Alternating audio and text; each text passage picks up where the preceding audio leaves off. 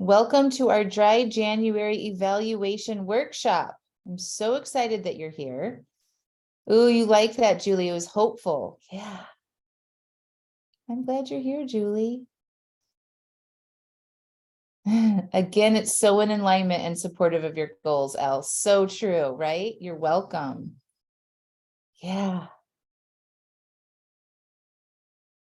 Ooh, Lisa, address your concerns straight on. Love it.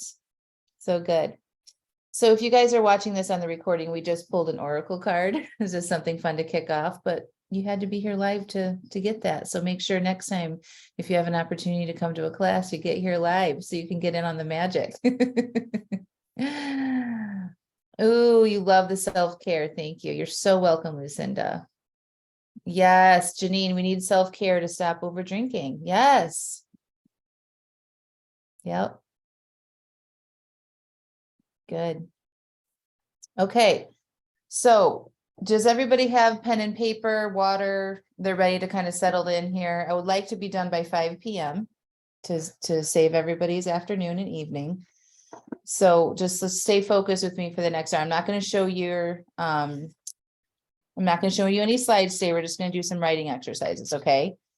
So before we do the workshop part, I want you guys to be in a good mindset before we dig into looking at the past 30 days. Okay, so I want to suggest that you don't do this as a way to be critical for yourself, be over analytical, do this from like, I need to figure out what's wrong with me. This is like, we want to go into it with curiosity. Okay, so that is the feeling that we want to use as we're doing this evaluation. Okay, so if you're not feeling curious about this past month, I want to invite you to think in a way that makes you feel curious. Okay, so when I want to be curious about kind of being an investigator and looking at my patterns and my behaviors and stuff and kind of doing my evaluations, I'm like, oh, how can I put on my investigator hat today? And I think I'm going to be really curious about what I learned this month and areas of opportunity. Okay, so I want, like, if I ask you, how can you think in a way that makes you feel curious about doing this work that we're about to do? What comes up in your mind? Okay, so we want to hold that energy and that thought while we're doing this. If your mind starts to go into negative spin, you just be like, oh, no, we're supposed to just be curious right now, not judgmental. Okay, so don't manage your mind as we're going through this process. If you have any questions about that, let me know, but we don't want to entertain a lot of negative thoughts right now. And that I just want to warn you that that could happen because we're going to be, one of the prompts is asking what you could do differently or what went wrong. And that can trigger you to think really negatively, but we really don't want to do that. We want to stay in the curious mindset mode. I cannot see anybody. So you guys are just, this is a webinar style. It's not a meeting, so I can't see you. So you're safe. All right. So we're all going to promise that we're going to stay curious here. If you notice yourself going into negative, you're writing out negative thoughts and whatnot, we're going to bring that back. Nope, I'm not doing that right now. I'm staying curious. I'm going to stick to the facts. I'm going to look at this a little bit deeper. Okay.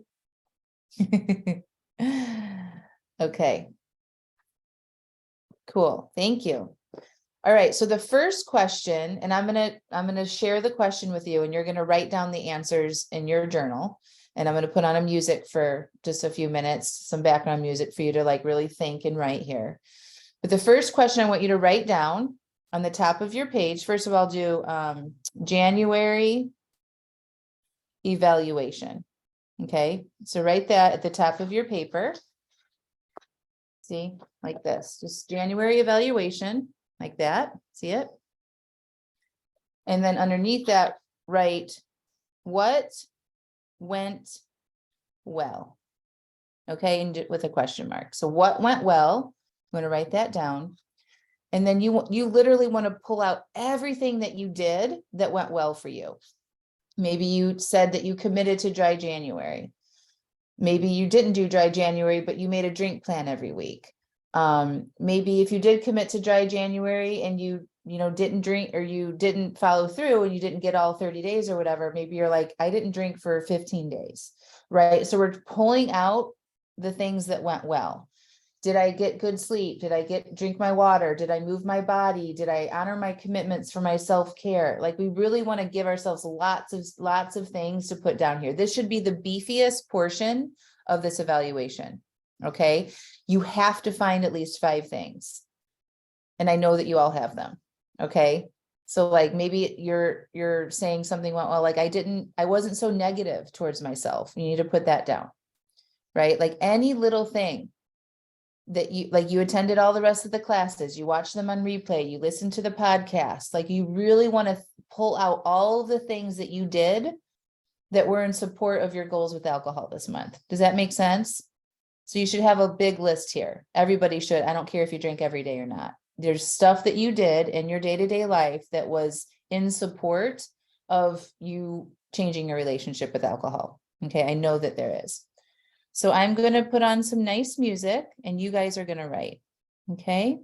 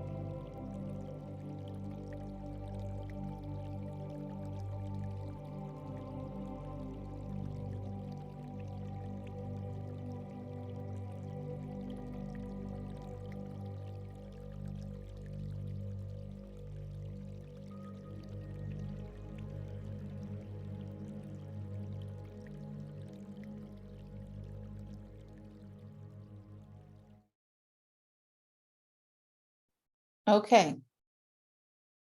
How was that? Do you guys have a good list of things? And I would love if a couple of you just shared what went well for you this month in the chat. Just type that out. We want to celebrate ourselves at every step of the way, because that celebration and like acknowledging the work that you did do and getting that out of your mind onto paper, you can go back. I did it too. I answered the questions too.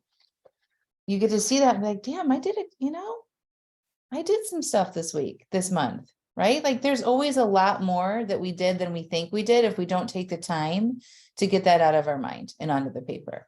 Okay. So who wants to share what went well in the chat?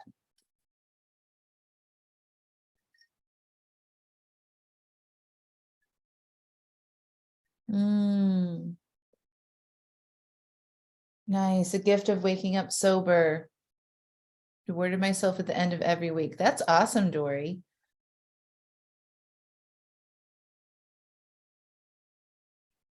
I'll share mine. So this month I focus on eating less sugar instead of not drinking because I don't drink anymore. So that was my main goal around this month. And I ate way less sugar, was really mindful and noticed when I didn't like the way it made me feel and decided not to eat it again. I worked out 3 times a week, even on a vacation with my trainer. I walked at least 6 out of the 7 days and I ran 4 times. I got better about my water. I connected with my friends on a deeper level. I started meditating more with some guided journeys. I went to therapy. I got really good sleep. I woke up at the same time every day, and I moved some things forward in my business. So I feel really good about that, especially highlighting that I went to Mexico last week, I got back on Friday, and I still did my virtual training sessions with my trainer. It's huge, right? Like in the past, I probably wouldn't have done that. I would be like, oh, I'm traveling, I don't need to do that. But I showed up for myself, even when on vacation.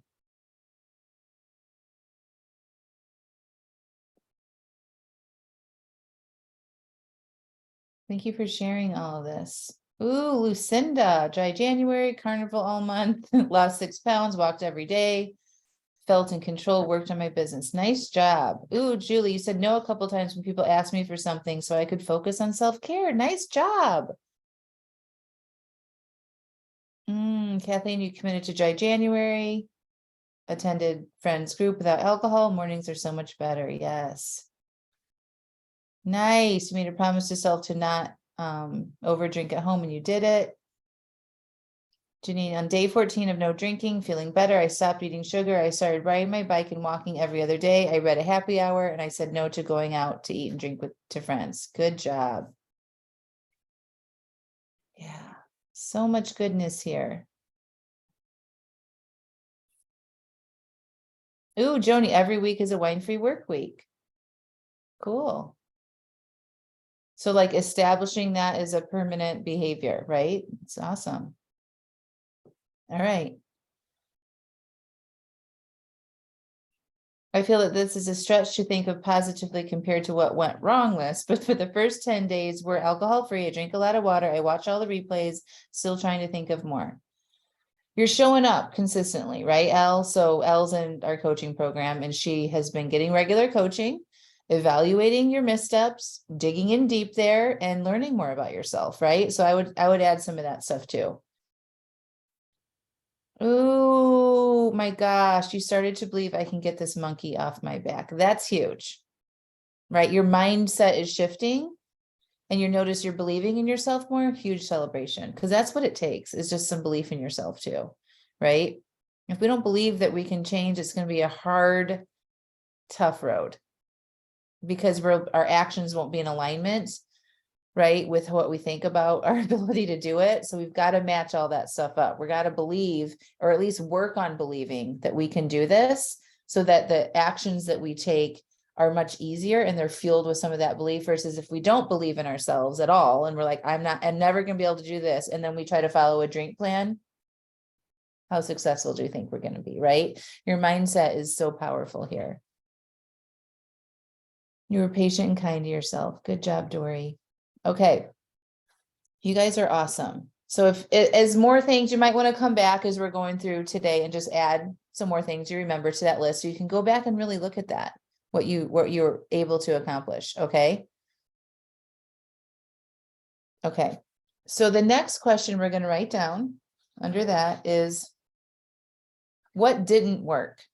Okay. What didn't work? And this is the part of the evaluation where you're noticing maybe some missteps, not following through on things, maybe some emotions that you identified that you weren't willing to be with, not following through on your plans. Remember, we want to stay in curiosity here. So this is not an opportunity for you to be hard on yourself.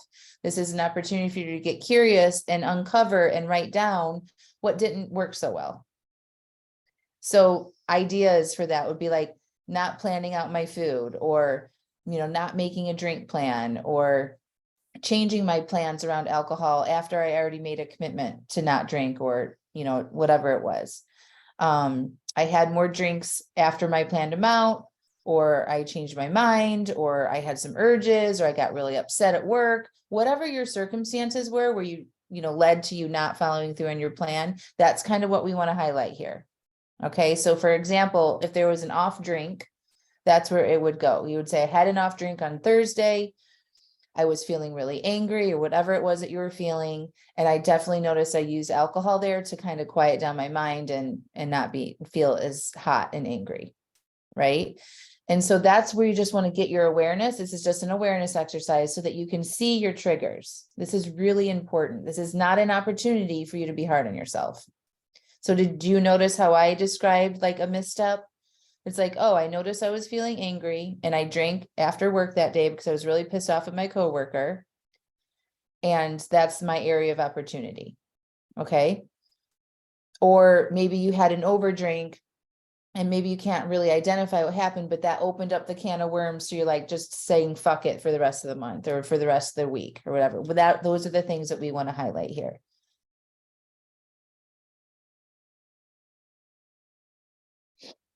Okay, so, and if you did follow through, thank you for saying that, Lucinda. If you did follow through on your plan and you felt like you white knuckled a lot of it, or maybe you ate more food than you wanted to deal with your alcohol cravings, that's something we want to write down too. Or if you're like, I had all these feelings come up and I didn't really know what to do with them, so I found myself scrolling on my phone a lot, or hiding, or not really addressing those emotions, you want to put that down there. Right. Or any other sort of behaviors type things that you're like, I followed through, but I didn't really like lean into processing the urges, or I didn't journal about it. I didn't really solve the reasons why I wanted to drink. That would be something to put in the what didn't work. Okay. Yeah. So I felt the crave and replace it with snacks. So with that, you want to be like, okay, what was I feeling there? What was I experiencing that day that I wasn't willing to just be with myself? Dig a little bit deeper there. Okay. So I'm going to put the music on again for a couple minutes and you guys fill out that section.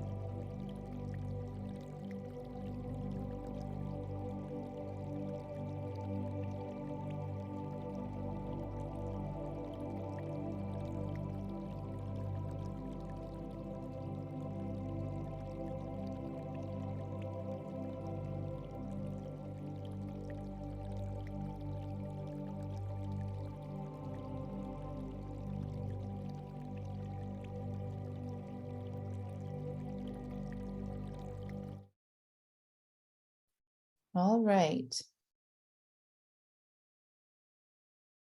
So how was that? Did you guys stay in curiosity and not judgmental mode?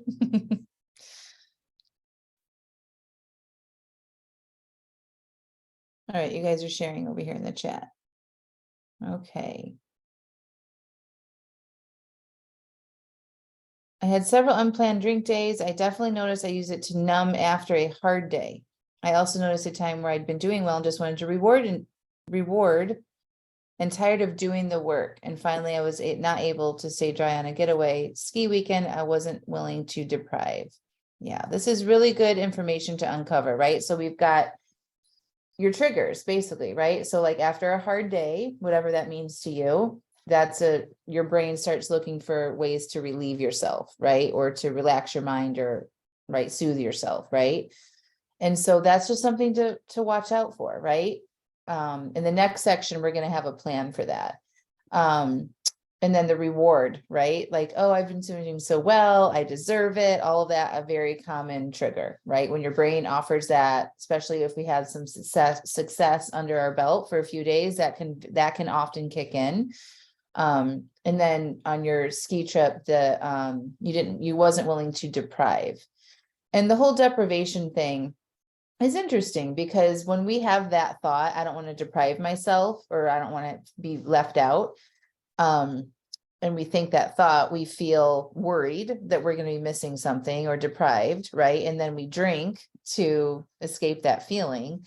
And then what happens though is the result that creates for us is that we deprive ourselves of our goals and having the relationship with alcohol that we ultimately want to have, right? So our thoughts create our results in our life. So when we have that thought, I don't want to miss out, I don't want to feel deprived, I don't want to, not drink with everybody else, we feel a negative feeling there, and then that drives us to go have the drinks unplanned or whatever. And then that steals our opportunity of having more growth and our own success and our own relationship with alcohol. So that's what we're actually depriving ourselves from. Do y'all see that? So that's just really good for you to be aware of. Those are your mind. That's your mind coming in and offering you these thoughts because it wants you to do the same thing that it does in these situations. It doesn't like change, and it wants you to think that there's going to be some sort of pain with you not drinking. So it's like you're going to feel deprived and you're going to be left out or whatever it is. But really all that does is deprive yourself of following through on the thing that you actually wanted to follow through on, right? So really good awareness there. You white knuckled and went to bed early to not drink. Yeah. So there are some avoidance things there, right? Yeah. Lucinda, you slept more too, went to bed early, you're bored, anxiety, depressed, that this is something that my husband and I enjoy so much, not sure what to look forward to at night, lots of emotions to work through. Yeah. This is the opportunity to figure that out, right? Let your boredom drive some creativity, right? It's like, oh, I wonder what else we could do. There's a lot, like Angela doesn't drink. I wonder what she does in the evenings. I wonder what she does with her husband on vacation, right? Like there's so much. My podcast that's coming out this week is going to be really helpful for y'all. I just went to an all inclusive adults only resort in Mexico, in Cancun. And I got a lot to say about that. I never put myself in that situation when I was stopping over drinking. First of all, I didn't have enough money to do that, like to go spend that kind of money and like indulge in that way. And now that I make more money, I do have the resources to do that, but I'm 5 years past worrying about what other people are, being in a drinking culture. Like I never even thought about it when I booked the thing. So I'm going to be talking about all the ins and outs of that. And your identity around it and your friends and your family and like, what do we do if we're not drinking in these types of situations? So I hope you listen to that. But use that as an opportunity to learn about yourself and explore your interests. We do have to find other ways to get pleasure and connection with our family and friends that doesn't include alcohol. And that just takes some time and some practice. And a lot of times, like this sleeping stuff that keeps coming up is like your body is recovering, especially if you're heavy drinking and you took a break. Your body is recovering from that and healing and going through a process, but you might feel a lot more tired and you might need to sleep more. So it's good that we're listening to your bodies. If you're tired, you should go to bed. That's the solution for tiredness. Okay, so that's totally normal. And it's great that you listen to your body. If you find yourself hiding in there, that would be something to look at, but we'll work on that in the next section.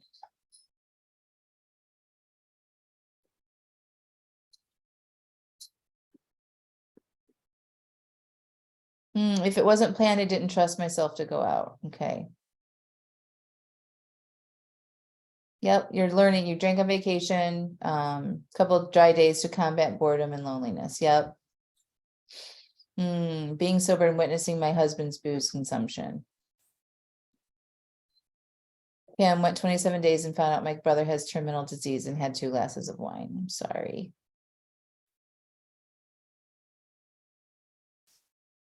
Yes. So you guys are aware. You're very aware of what's happening and your triggers and all that. This is really good. We have to be aware. This is like the juice of this evaluation. We have to be aware so we can make changes. So we can see our patterns and our triggers and then have a strategy for when we are in those situations again, how we're going to do things differently. Okay. So that's the next part of this evaluation is we're just going to move on from this part for now. And then we're just going to write at the top of our page, what will I do differently next time? Okay.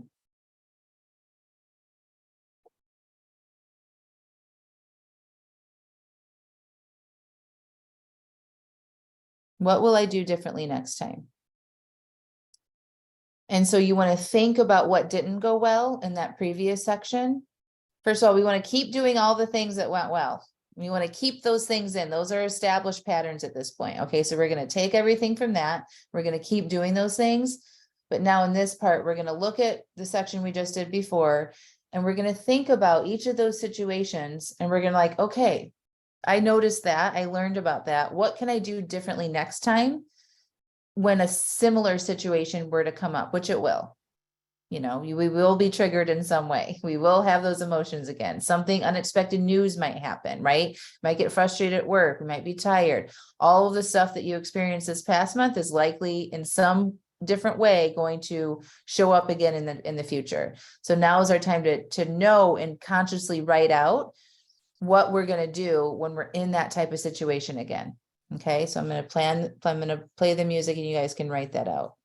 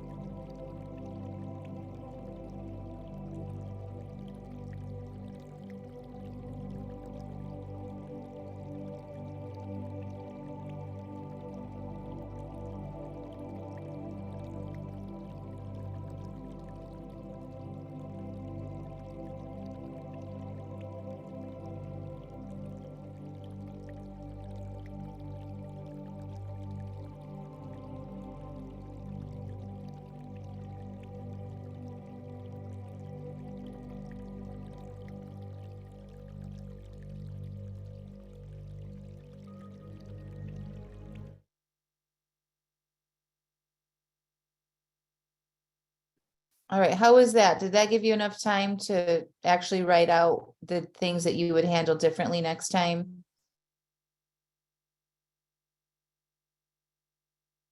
Good. Does anybody want to share?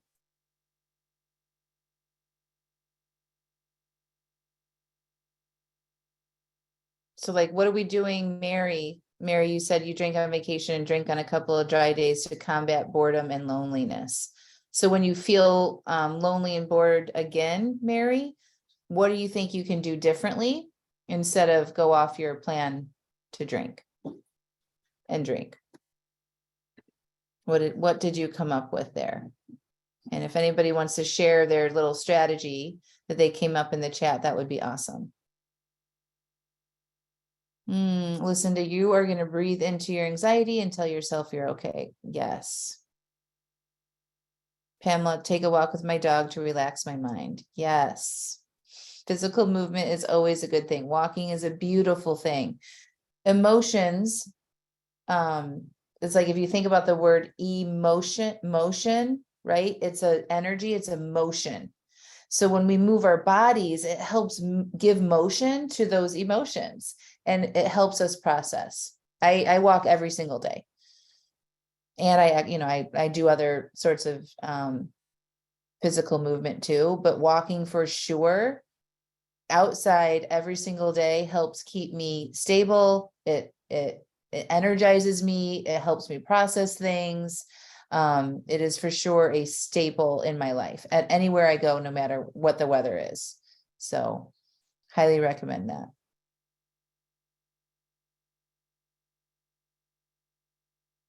Mary, I honestly don't know what to do with myself when lonely and bored. I did the breathing, etc., but still gave in. Maybe leave the house. Yeah, so leave the house, change your environment, right? That's a great idea, Mary. Like, where would you go if you wanted to leave the house? Would a walk outside be good for you? A drive around the block? Like we got to just come up with a few ideas that we can try the next time this happens. Mary, what do you like to do? What do you do for fun? Like, what are some interests that you may have had in the past or things that you do that you enjoy doing? Like reading a book, taking a bath, pouring a cup of tea. I just got into Oracle cards literally in the last week. I'm like, oh, this is fun. I took my Oracle card deck to Mexico, and every day with my friend, we would pull a couple cards and like talk about it and connect and woo out together. It was super cool.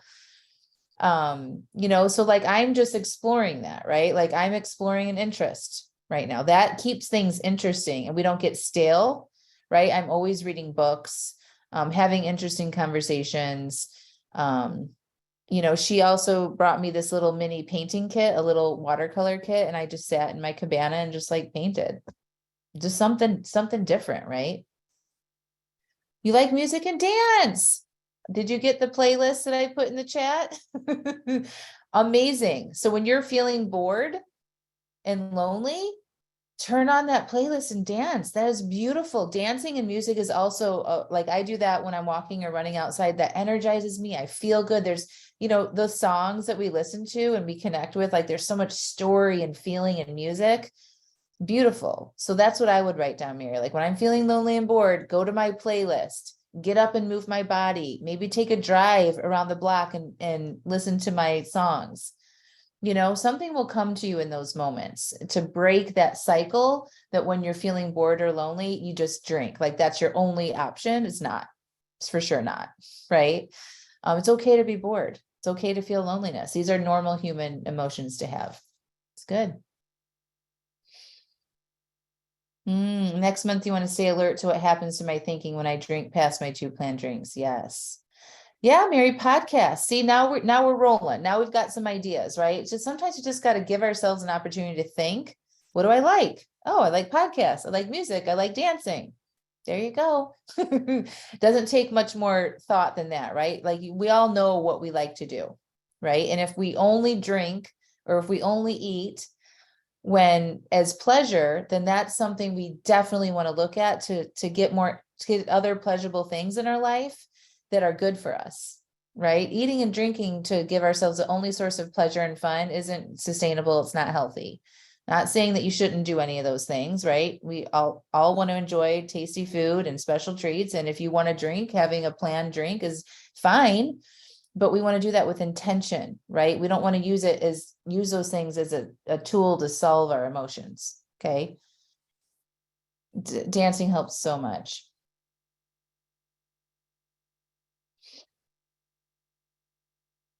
Good job. Good evaluation here, Julie. Overdrank last 2 weeks after being triggered by my ex bullying me over money. Realized I overdrank out of feeling helpless and hopeless while in the marriage. Yeah, next time I'll process my angry feelings, have a good cry, and challenge my thoughts. I am not helpless anymore. I realize I need to forgive myself for coping with alcohol all those years. Yeah, absolutely. Y'all, if you have that, if you have guilt and you get triggered to think what you've done in the past, with alcohol, I won't want you to ignore that, but it's just like, you got to work on forgiving yourself and loving yourself no matter what, because that was the tool that worked for you at the time. Now you're learning new tools. And that's what I think about my relationship with alcohol in the past. That's all I knew how to do then. That's all my society and my family taught me to do, was you cope with shit with drinking. You're more fun if you drink, stressed out, drink, you work hard day, work a long, hard day, you drink, all the reasons, drink. That's what was taught to me. And I just need to forgive myself because that's all I knew. I really didn't know any of this stuff that I'm talking about now until I did this work myself and then got trained as a life coach, and I was 40 years old before I knew that. So I had decades of that behavior before, and it helps nobody to go back and be hard on yourself about what you did in the past when that was the only thing you knew how to do at the time. Okay. And now we're learning new things to get better, to move forward. Oh yes, get my Allison, hey, get in my car, drive and scream, journal instead of drink. So far, I have finished one book and started another, listen to a podcast, get a cup of tea, if possible, get outside for a walk. All amazing ideas. Kathleen, thinking about trying a meditation app to calm the witching part of the days. I want to slow down on increase of caffeine and munching I resorted to during January. Yeah, really, really good, right? Like caffeine can be, good in the morning or whatever, if you like it. I drink caffeine in the morning, but if I overstimulate myself in the afternoon, I get really hyper and then I crash, and that's not good for me. That's not good for us and our bodies and things like that. So yeah, I would definitely pay attention to that. Elle, you will not negotiate with myself because the decision to not drink is already made. I will remember the why. Yeah. And Elle, if you notice yourself negotiating with yourself, you could we can't prevent the stuff from coming in. We can't prevent our thoughts from coming in, but what we can do is manage them and not engage with it. Right. So if you guys have that negotiation coming in, you can notice, oh, I'm noticing I'm negotiating here. And I'm not doing that right now. I've made the commitment to myself. And so I'm going to focus on something else. Let me go make myself some tea. Let me breathe and process and do the things that I said I was going to do. Right. But we want to redirect that. You're welcome.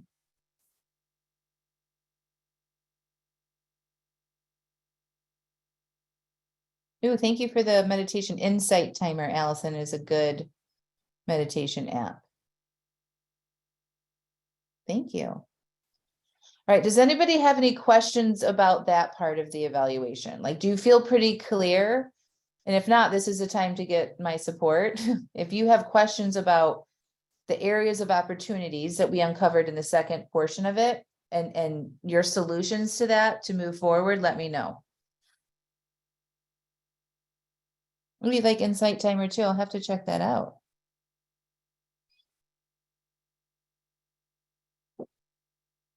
Yeah, let's talk about continuing for February. Okay. So who knows what they want to do with alcohol for the next month? And starting February 1st. I just want to get a read on what you guys need the most support with. So let me know in the chat, say I do know, or I still need to decide what we're doing for the next month. Joni knows. Okay. Elle knows. I think I know. Okay, that's not definitive, so we got to get firm on that. Janine knows. I don't know. I have a plan and new perspective. I need to decide. Okay. I do know. Cool. Hey, Nicole. All right. So let's address for the people that don't know first. Okay. If you do know, you still need to listen to this. Okay. And we're going to reinforce your decision that you've already made about what's next for you. Okay. Cool. So the first thing I want to tell you, there's no right or wrong. There really isn't. There's not one strategy that I can tell you all that's going to be the best one for you. Okay. So the best way to figure out what's best and what we want to do is to ask ourselves. You guys are the expert about your life and your relationship with alcohol. Okay. So let's just do an exercise together and it'll give you a little bit more clarity on which direction you want to go in. Okay. And then you can decide if you want to listen to that or if you want to do something else. Okay. So everybody just take a big deep breath. And even if you feel like, you should just do this anyway, because this is about learning about yourself and what's good for you and listening to your own inner guidance.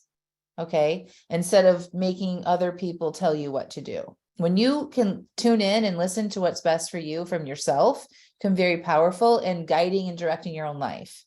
And that's what I want to teach you all to do. I can help give you these tools and these questions, and I can coach you on your mind and help you process your feelings and stuff. But what comes from inside of you, and if you know how to access that and then follow through on that, you will never go wrong. You'll have integrity. And it feels so good to know that you made the best decision for you. Like you'll never waver from that. Okay. So let's close our eyes and take a big deep breath.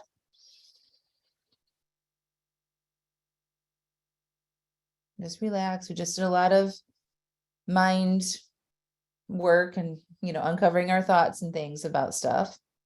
So just settle into your body for a second. Take another big deep breath.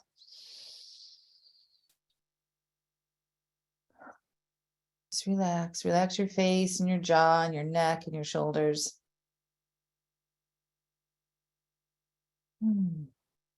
Okay. Now you just want to ask yourself this question.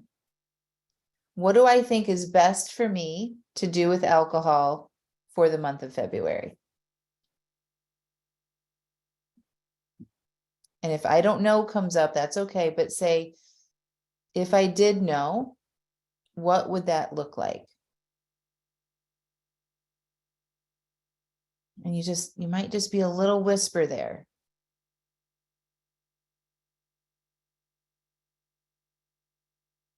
So I'd love to know what came up for you. So put that in the chat. It doesn't mean you have to follow it. This is also like, just because you might share if it's like, I should do another month of dry or whatever. Like if it feels like, whoa, what was that? You don't have to do it. I just want you to acknowledge what is coming through for you. Like, what is it your true desire here and you're knowing about your relationship with alcohol? So what came up in that? Yeah, Joni wrote 0 to 2 on Friday, Saturday, and Sunday. Yeah, and wine-free work week, right? Ooh, Janine, I'm not drinking. My thought was I'll have a few wines in Super Bowl Sunday, but I really don't want to. Listen to that.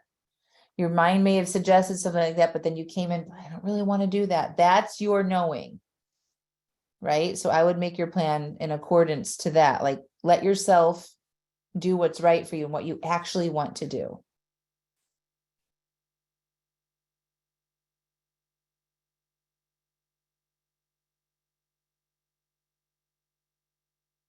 You're welcome. I think another month alcohol free at home, planned 1 to 2 drinks went out. Perfect. I think I really just want to keep it at 0 to 4 for Friday and Saturday plus wine free work week. Yeah. I want to commit to the drink plan I make no matter what. Continue no wine, have a drink plan every day. Nicole, I do not want to drink to give my mind some time to heal. Yes. No alcohol at home. Good. Yeah. You guys know. Right? You know what's good for you and like what would be the next best step for you right now. Yeah. So that's what I recommend you do. And just kind of commit to what that looks like, right? So yep, continue to not to drink, be in control. Kathleen, deep down, I know I like my life better without it. Yeah. Yeah. Like let that be your truth this month. We can always change our minds on this stuff too. This doesn't have to be like, this is a forever decision on anything. I still don't say I'm never drinking again. I never say I quit alcohol forever. I don't put that hard line on it because I like flexibility in my life. I like making decisions about things. I like checking in with myself and making sure this is exactly what I still want to keep doing. And I do. So you don't like, just know that there's no right or wrong decision here. You guys tapped into your knowing, which is great. You shared that here. And know in a week from now, you could ask yourself, what do I want to do for the next week? You don't have to even decide for the next month. You could just decide for the next week what that looks like. And then on Sunday, make another plan. Okay, check in. What would be good for me this week? Do your evaluations on a weekly basis, just like we did together here. And okay, what can I try this week? What do I need to focus on, right? It doesn't have to be a long-term decision right now.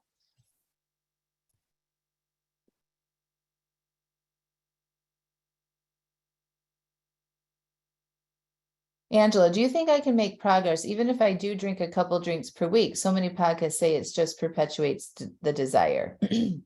I do think you can make progress by planning your drinks, but it just depends on if you kind of follow the rules that I recommend. We're not drinking from an emotional place. So even if you guys plan drinks going forward, say you're not going to drink Monday through Thursday, and then on Friday and Saturday, you might have a couple drinks on your plan. Okay, so say this next week, that's what that looks like. Say Friday comes along and you notice Friday, you're like Friday at 4:00, you're like, oh, I can't wait for have my drink. It's been a fucking week, blah, blah, blah. And you have a lot of excitement and you're definitely looking forward to it to kind of quiet down your mind and relax. That is when I would choose not to drink, because you're still using alcohol as a tool to help you relax, to help you feel something, to help you de-stress or to turn off the noise. Okay. So you can make progress by keeping drinks on your drink plan. To answer your original question, if you address the reasons to why you're needing that drink and you get yourself into a more neutral place where you're just like, I'm just going to have it just to enjoy it, but I'm not using it to solve my emotional needs. Okay, so I would recommend that you process those feelings, use your tools, go for a walk, listen to a podcast, do breathing, right? Process those urges, get yourself into a more neutral place where you feel like you can take it or leave it. Yeah, I don't really need it. And then you have your planned drink. Because if you don't do that, then you are perpetuating that need to have alcohol as an emotional tool. Does that make sense? So it's a little bit complex there. The desire is perpetuated when you're still using it as a way to solve your problems, right? Or to make things better, like to amplify good times and celebratory stuff too. Okay, it was a good question.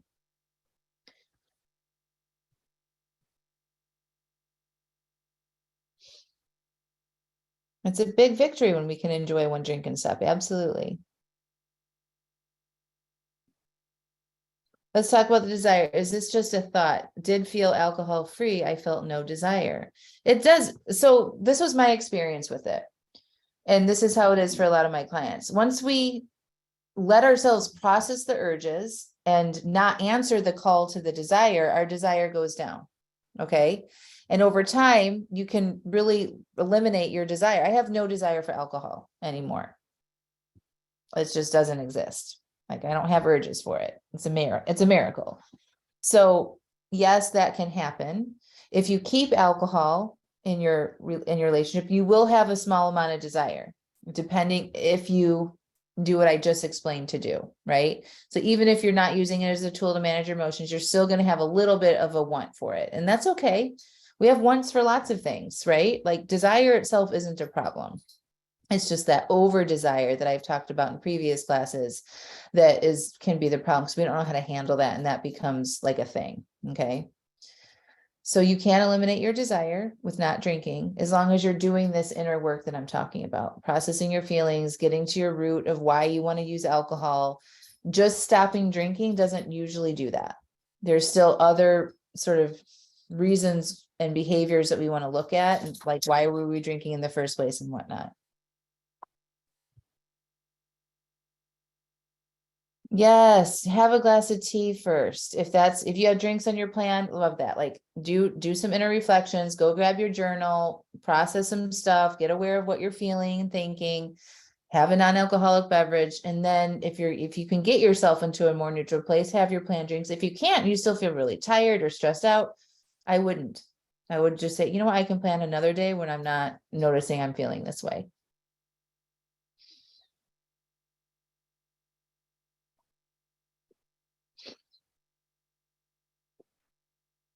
Stopping completely is still white knuckling for me. If that changes, I will know. So stopping completely, like the act of not drinking doesn't equal white knuckling. So Julie, you should get coaching on this just to kind of clarify this like later in the program. But just not drinking doesn't equal white knuckling. White knuckling can happen whether you're drinking or not, right? Even if you have drinks on your plan, you can still white knuckle, right? White knuckling is the resistance of the urges. And it has really nothing to do whether you have drinks on your plan or not. You're going to have urges for alcohol if you've drank alcohol, right?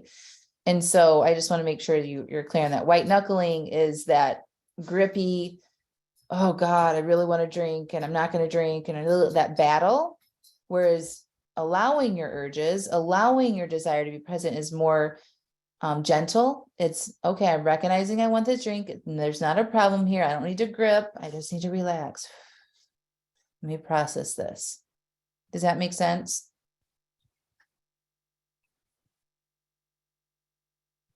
I'm afraid if I allow for a certain occasion, I will go back to desire. So this is a great question. And then I'm going to wrap it up here. So that's a legitimate fear. And I will say that if you do bring alcohol back in, you will probably have a little bit of desire for it. Like that is a real thing, but desire isn't an issue. It's just that when we answer the desire. So yeah, if you guys get an urge, it's okay. You know how to process an urge, right? You just breathe, you allow it. I talked about that in some of the previous classes. I think in the last class I did. So make sure you listen to podcasts on urges, go watch the resources. If you're in my coaching program, we've got special urge tutorial videos. I definitely talked about it in the last class, the Beyond Dry January class. So it's not a problem, but it is something that might be present that you want to work through. So I wouldn't be scared of it. If you don't want to deal with it, it's probably better not to drink. If that's kind of where you're leaning, you know. It's not something to be as scared of though, right? Okay. Yeah, if you don't want to do it, then don't. Like that's your inner knowing. You don't have to. Some people choose, like it's worth it for me to have to process a couple of urges so I can have a couple drinks on the weekends. I enjoy this. I do like my wine. I'm not using it for a tool to manage my emotions or anything. I just like to have it imbibe once in a while, and then okay. And I'm okay with having some desire and saying, you know what, you had some on Friday, we're good for today. You know, like they can manage that through practice, and you guys can too. Good. You're listening to yourself, Lucinda. I think that's the most important thing. Just empower yourself that you actually have a lot more power and strength than you think you do. When we say I'm scared to do something that diminishes our power, you could say something like, I'm choosing not to alcohol right now because it's too much I don't want to manage all that. I prefer to focus my energy on other things. That's a way more empowering way to think about it, instead of like, I have to avoid that because I don't think I can handle it. Right? You're welcome. Okay, friends. I put a couple links in. We're going to wrap it up. But if you haven't signed up for what's next, you need to go do that right now, because you all want to get on the list for what's next. Here's the link. Click on that. And while we're wrapping up here, you can go sign up for what's next. Probably going to be announcing in about 2 to 3 weeks about what the big secrets are. And it's going to be something totally different. I've never offered anything like this before. And you're going to want to be on that list. The offer is going to go to the people that have signed up to that list first, and it will probably sell out. So I'm not going to make a big public announcement. I'm not going to email out my full list unless it doesn't sell out. Then I'll do the marketing and stuff like that. But I'm guessing the people that have signed up for this list, it'll sell out, and then that'll be it. And you want to be on that list. It's something that's very affordable and fun. That's all I'm going to tell you. It's going to be a lot of fun, affordable, and you're all going to want it. So get on the list. You're so welcome. And then this is the other link. Hold on. I wanted to share with you guys before we get off. Here we go. This is the link for the replays. Okay. This is the link for the replay. So tomorrow at some point in the day, probably tomorrow afternoon, this replay will be posted up here. It's angelamascenik.com/dry-January. All of the classes I've done for this month are posted there in sort of time order. Okay, so that's where that will pay. We'll probably keep that up for another 2 weeks or so, and then we'll shut that down. So if you haven't watched those other classes, highly recommend you do, especially the one called Beyond Dry January. That was a class that I taught last week and had slides, and we got into urges and planning and strategy for thinking bigger past taking short-term breaks. Okay, so make sure you listen to that. And I definitely get into the desire and the over desire and the patterns and repetition things there. So that's what we have for you all. Oh, before we go, I wanted to read that card that I said I would read. Okay, I'm going to stop recording. Thank you all.